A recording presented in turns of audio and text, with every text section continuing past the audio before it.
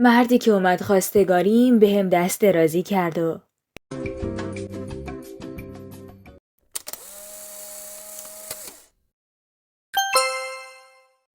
به کانال آوای خیانت خوش اومدین. لطفاً کانالمون رو لایک و سابسکرایب کنید. توی این داستان از اسامی مستعار استفاده شده. سلام، اسم من سحره. وقتی که 18 سالم بود با پسر همسایمون دوست بودم. من و پسر همسایمون خیلی همدیگر دوست داشتیم. من 18 ساله بودم و پسر همسایمون 21 ساله. هر وقت با هم صحبت می کردیم از آینده‌ای که در انتظارمون حرف می زدیم. قرار بود که با هم دیگه ازدواج کنیم و هیچ کس از رابطه دوستی من و کریم خبر نداشت.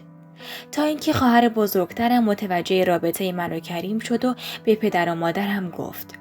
وقتی که اونا متوجه رابطه ما شدن دیگه نذاشتن من درس بخونم. کریم هم وقتی که از این اتفاق باخبر شد با خانواده‌اش صحبت کرد که بیان خواستگاری من. وقتی که اومدن خواستگاریم پدر و مادرم با دلیل و بهانه‌های الکی بهش جواب منفی دادن. هرچی هم که کریم اصرار میکرد و پافشاری ولی پدر و مادرم میگفتن نه. تا اینکه پسر داییم به خواستگاری من اومد. اون موقع من بودم که لج کرده بودم که با این ازدواج نمی کنم. چون من علاقه خیلی زیادی به کریم داشتم و مطمئن بودم که کریم هم منو خیلی دوست داره.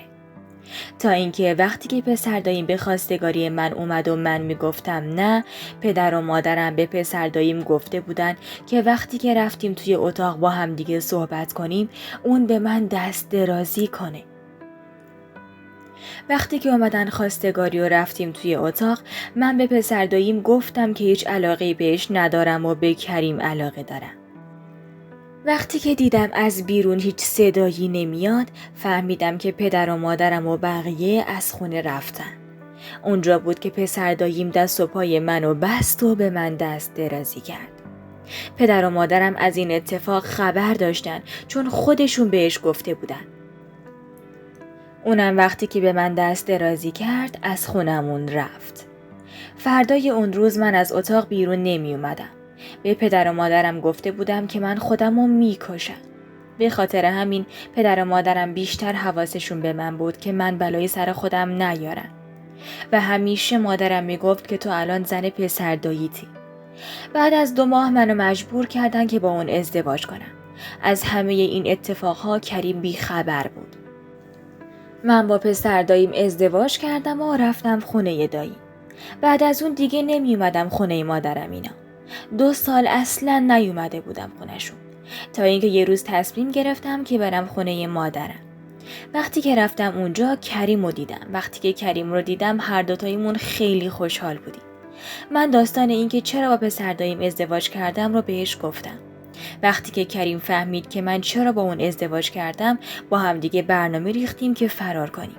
شماره تماسم رو به کریم دادم و از فردای اون روز با هم دیگه صحبت می‌کردیم تا اینکه بالاخره تصمیم گرفتیم که چجوری و به کجا فرار کنیم و تمام وسایلم رو جمع کردم و رفتیم ایستگاه قطار رو با هم دیگه فرار کردیم و رفتیم به طرف سمنان. اونجا توی یکی از روستاهاش به زندگی خودمون ادامه دادیم. 2 سال از فرار من و کریم میگذشت و ما کنار همدیگه خوشحال بودیم و خوشبخت بودیم. تا اینکه یک روز از خواب بیدار شدم و دیدم که کریم نیست. هرچی صداش زدم هیچ خبری ازش نبود. تا 2 روز ازش بی خبر بودم. بعد از 2 روز دیدم 4 تا مرد وارد خونه شدن. نمیدونستم اونا کیان. هرچی بهشون میگفتم شما کی هستین و کریم کجاست اصلا حرف نمیزدن. تا اینکه دست و پای منو بستن و به من دست درازی کردن. 2 روز به من دست درازی میکردن.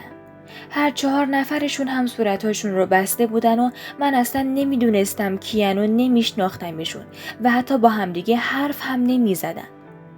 بعد از 2 روز شربتی به من دادن و من به زور اونو خوردم. بعد از اون دیگه هیچ یادم نیست. فقط یادمه که چشمامو که باز کردم دیدم کریم هم دست و پا بسته و برهنه توی خونه افتاده. کریم رو صدا زدم و اون از خواب بیدار شد. بهش گفتم که چه اتفاقی برای من افتاده. اونم به من گفت که از خواب بیدار شده و اون 4 تا مرد اونو گرفتن و از خونه رفتن بیرون. دقیقاً مثل من به مدت 2 روز بهش دست درازی می‌کردن. نه من نه کریم هیچ کدوم از اون 4 تا مرد رو نشناختیم، چون جدای از این که صورتشون رو بسته بودن با همدیگه حرف هم نمی‌زدن. من و کریم بعد از اون اتفاق خیلی می‌ترسیدیم. از اون روستا رفتیم به طرف شهرهای جنوب و توی یکی از روستاهای جزیره قشم زندگی خودمون رو شروع کردیم. الان بعد از این همه سال که من الان 50 سالمه، داستانم رو برای هیچ کس تعریف نکردم و هنوز که هنوزه نمیدونیم اون 4 نفر کی بودن. ممنونم از شما که تا انتهای این ویدیو همراه هم بودین. اگر شما هم داستانی دارید برای ما بفرستید.